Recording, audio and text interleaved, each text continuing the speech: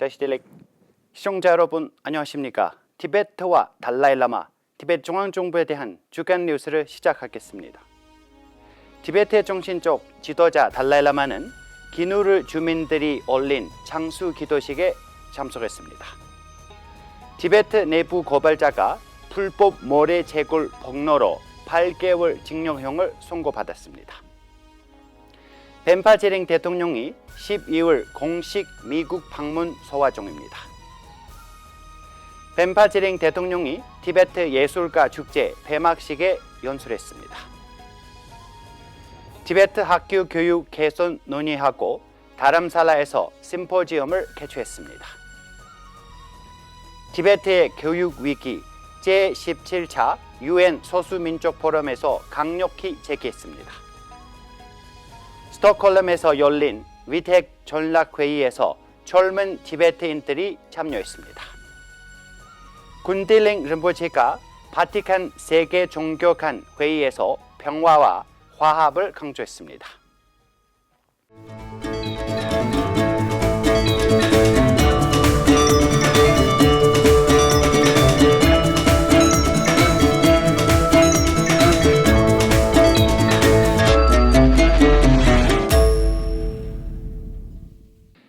(12월 6일) 아침 2달간의 공백 후 달라이라마 송악에서는 다람살라의 주 사원에서 창수 기도식을 받았습니다. 이 기도식에는 기누르 주민들과 지역 불교 사찰 회원들을 포함하여 약 1,500명의 신도들이 참석했습니다. 달라이라마께서는 깊은 감사를 표하시며 자신과 가르침에 대한 신도들의 변함없는 믿음에 감사를 전했습니다. 또한 달라이라마는 자신이 110세까지 살겠다는 다짐을 다시 한번 강조했습니다. 티베트 인권센터에 따르면 스촨송 가코 자루마 마을 출신 티베트인 송운 제랭이 사회질서 교란 혐의로 8개월 징역형을 선고받았습니다. 이 혐의는 도로 건설을 강장하여 환경을 파괴한 안후 시안호 건설 공학회사의 불법 채굴 폭로로 그의 영상이 화제가 된 후 제기되었습니다. 정원 재랭은 지난 10월 14일 자신의 신분증을 포함한 실명 고발 영상을 게시하며 해당 회사의 활동을 상세히 설명했습니다. 이 영상이 주목을 받자 현지 당국은 그를 소환하고 구금했습니다. 지역 주민들이 여러 정부기관에 민원을 제기했음에도 불구하고 실질적인 조치는 이루어지지 않았습니다. 권리들은 회사의 불법 모래 채굴을 인정하고 벌금을 부과했다고 주장했지만 환경 파괴 문제는 여전히 해결되지 않았습니다. 정원 재량은 현재 경주 카운티 교도소에서 수감되어 있으며 그의 가족은 연락을 취할 수 없는 상황입니다. 12월 5일 가샥 행정부는 펜파제링 대통령의 공식 미국 방문 일정을 발표했습니다. 방문은 12월 5일부터 24일까지 예정되어 있으며 워싱턴 DC, 필라델피아, 뉴욕, 덴버, 뉴멕시코, 유타, 포틀랜드, 시애틀, 샌프란시스코를 포함한 도시들이 일정에 포함되어 있습니다. 지난주 초 대통령은 다람살라를 방문한 아카데미상 수상 배우 겸 감독 포레스트 휘테커와 만났습니다. 휘테커는 가샥의 비서실에서 중앙티베트 행정부에 방문하고 대통령과 티베트 문제에 대해 짧은 논의를 나누었습니다. 다음 날 휘테커는 딸과 함께 달라이라마 송화를 친견했습니다. 12월 1일 대통령 펜파제링은 다람살라에서 열린 3일간의 티베트 예술가 축제 폐막식에 주요 초청 인사로 참석했습니다. 이 행사는 티베트 작가이자 시인인 부총 디 서남이 티베트 라이트의 공동 창립자로서 티베트 펀드의 지원을 받아 조직한 것으로 작가부터 음악가에 이르기까지 예술가들이 티베트의 이야기를 세계와 공유하는 데 기여한 소중한 공헌이 기리기 위해 마련되었습니다. 폐막식에서 대통령은 지난 60여 년간 티베트 공통체가 달라이라마의 자애롭고 선견 지명이 있는 지도력 아래 망명 생활을 모든 면에서 상당한 진전을 이루어냈다고 언급했습니다. 그는 예술을 포함한 모든 매체를 통해 티베트의 대의를 증진시키는 이니셔티브와 캠핑을 조직하는 개인 및 단체들이 항상 감사와 지지를 받을 것이라고 강조했습니다. 축제가 진행된 3일 동안 티베트 의원들, 중앙 티베트 행정부 관리자들, 티베트 예술가들, 예술 애호가들, 언론 관계자들, 다람살라 거주 티베트 주민들과 관광객들이 포함한 많은 사람들이 참여했습니다.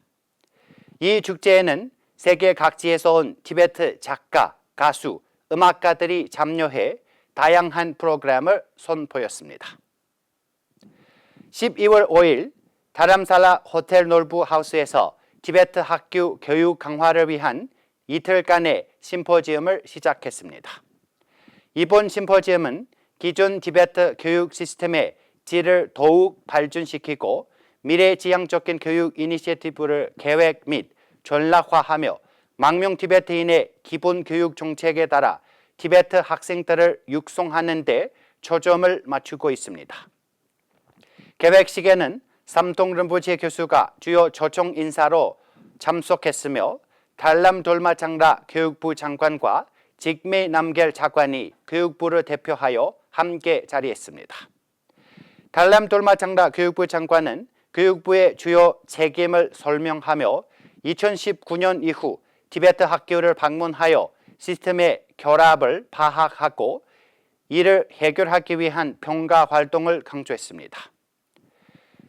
달람 돌마 장관은 티베트 학교에서 학생 등록률이 감소하고 있으며 특수교육이 필요한 티베트 아동 수가 증가하고 있는 두 가지 주요 문제에 대해 깊은 우려를 표명했습니다. 기조연설에서 삼통 림보체 교수는 교육에 대한 불교적 관점을 공유하며 의미 있는 학습을 촉진하기 위해 교육자, 부모, 행정가의 역할이 중요하다고 강조했습니다.